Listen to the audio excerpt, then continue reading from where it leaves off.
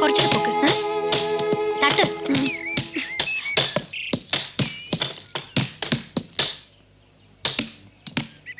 വലതുകാലിൽ വെച്ച് കയറിയപ്പോഴേ ചവിട്ടിയ പടി തകർന്നു. എന്റെ ഭഗവാനെ, ഇനി എന്തെല്ലാമാണോ തകരാൻ പോണത്. തലമണ്ട. എന്താ എന്താ പറഞ്ഞേ?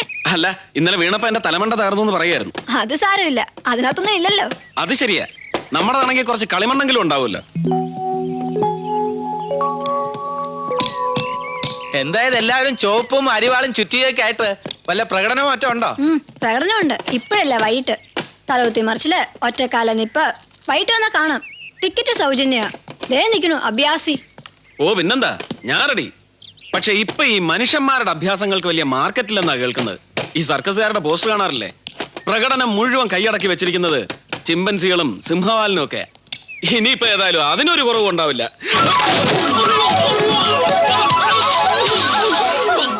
സോറി കേട്ടോ. പെണ്ണുങ്ങളുടെ മേലെയാണ് വീഴുന്നത്. അതിനല്ലേ സോറി പറഞ്ഞത്? സോറി. Soap brush. എടുത്തി സിനിമയിലൊക്കെ നായകൻ നായകൻ പ്രേമിച്ചു തുടങ്ങുന്നതേ ഇങ്ങനെ മേലെ വീണിട്ടാ. ഏടത്തേക്ക് ഇപ്പൊ അയാളുടെ വല്ല പ്രേമം തോന്നി തുടങ്ങി. പോടി അവളുടെ ഒരു തമ്പുരാട്ടി. ഇനി ഇത് നന്നാക്കാൻ ആശാരിനെ വിളിക്കുന്ന നല്ലത്. പാവം ആ കുട്ടിയുടെ നടുവൊടിഞ്ഞ. ഓ, അപ്പൊ എന്റെ നടുവൊടിഞ്ഞ തനിക്ക് പ്രശ്നമൊന്നുമില്ല? അല്ല, സാറിന്റെ നടുവും അതേപോലെ ദാ ആ ചാല് കിടന്ന് അപ്പുറത്താണ് കുളം. ആ, എന്നാ ഞാൻ പുറപ്പെടാ സാറേ. ഓ ശരി.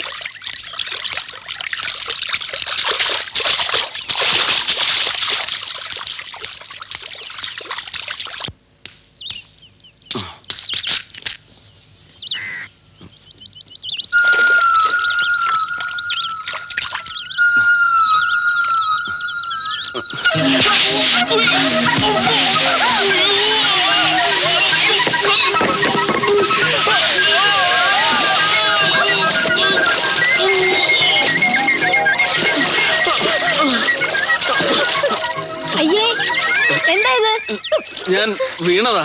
നിങ്ങൾക്ക് പെണ്ണുങ്ങളുടെ കട മാത്രമേ കണ്ടുള്ളൂ? പെണ്ണുങ്ങളുടെ കടവാണെന്ന് അറിഞ്ഞപ്പോഴേക്കും വീണുപോയി. നിങ്ങൾ ഇവിടെ കൃഷി ഓഫീസറാൻ വന്നതോ അതോ വീഴാൻ വന്നതോ?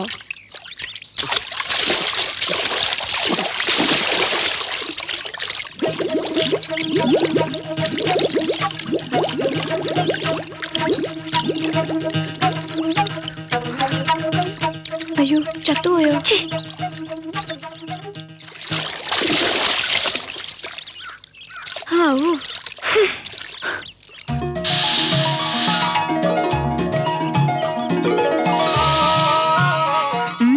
എന്താ നോക്കുന്ന? എന്റെ മേലെ അയാൾ വന്ന് വീണതിനെ ഞാൻ എന്ത് ചെയ്യാനാ? അപ്പൊ ആ ഗിരിജയുടെ ഒരു ചോദ്യം കേട്ടില്ലേ, പ്രേമം തോന്നുന്നുണ്ടോന്ന്? പിന്നെ കാണാനൊരു രസമൊക്കെ ഉണ്ടല്ലേ എന്ന് വെച്ച് മേലെ വന്ന് വീഴുന്നവരെയൊക്കെ പ്രേമിക്കാൻ നോക്കുവോ? എനിക്കങ്ങനെയൊന്നുമില്ല കേട്ടോ. നീ പൊയ്ക്കോ.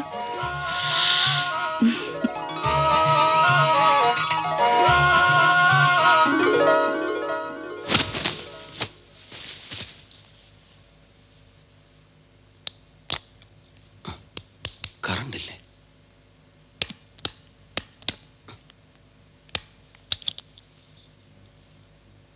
ഓ,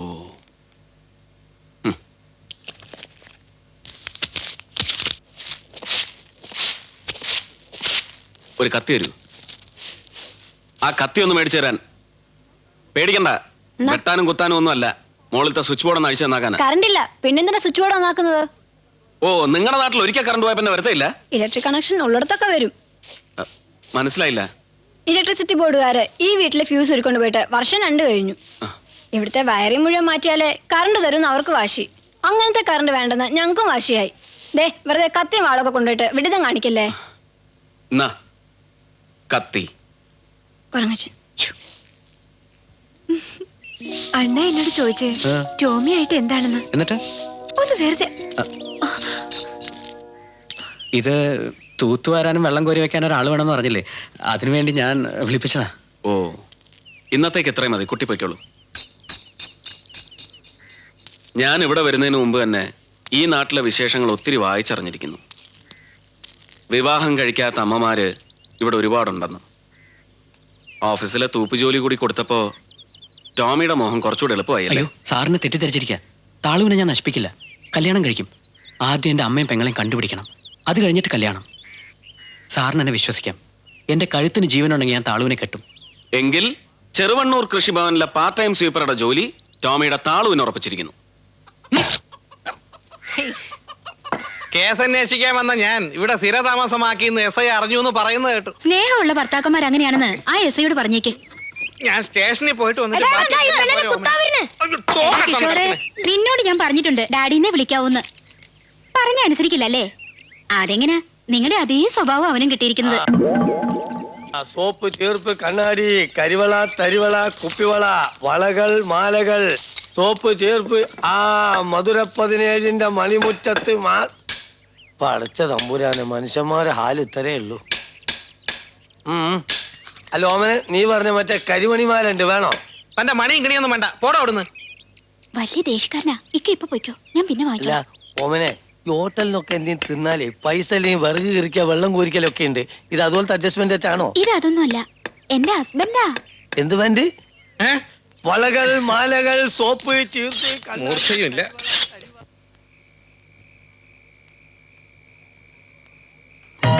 ഹായ്, കറണ്ട്. അതെടുത്തേ, കറണ്ട് വന്നു. ഉത്തരടുത്തേ, നോക്കിക്കേ, നമുക്ക് കറണ്ട് വന്നു. കറണ്ട് വന്ന് എടുത്തേ, കഴിഞ്ഞ 2 വർഷമായിട്ടില്ലാത്ത കറണ്ട് നമുക്ക് എങ്ങനെ ഇത്ര പെട്ടെന്ന്?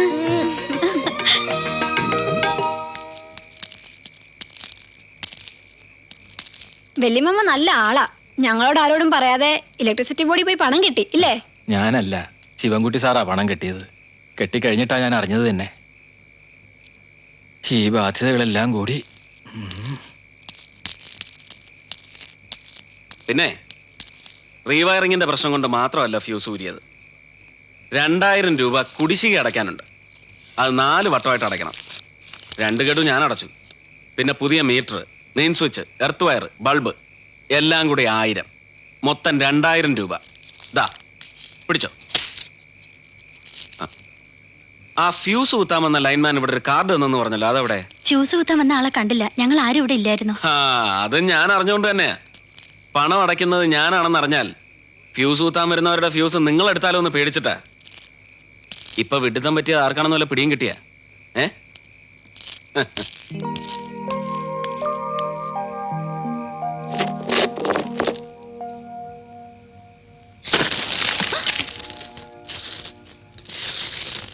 $2000 ബില്ലടച്ചിട്ട് ഗമ. അയാളുടെ സൗജന്യം നമുക്ക് വേണ്ട. ഈ ചില്ലറ കാശ് കൊണ്ട് എന്താകാനടി? ഇപ്പൊ ഉള്ളത് കൊടുക്കാം. ഒരു 10-55 രൂപയെങ്കിലും കാണും. എണ്ണി നോക്കട്ടെ.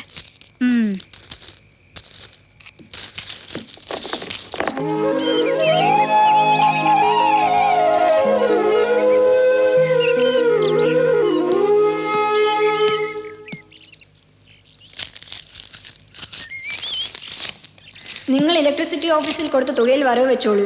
ഇത് 90 രൂപ 75 പൈസയുണ്ട്. ബാക്കി ഗഡുക്കളായിട്ട് തന്നുകൊള്ളാം. നിങ്ങളുടെ സൗജന്യം വേണ്ട.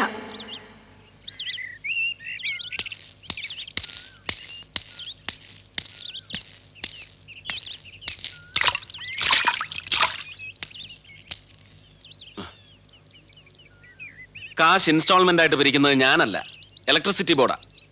എനിക്ക് എന്റെ പണം ഒറ്റ ഗഡുവായിട്ട് തിരിച്ചു കിട്ടണം. എന്നാ പിടി. എടോ നോക്കിക്കാതെ കാശ് പിടിക്കാൻ. എടോ തന്നോടാ പറഞ്ഞ കാശ് പിടിക്കാൻ.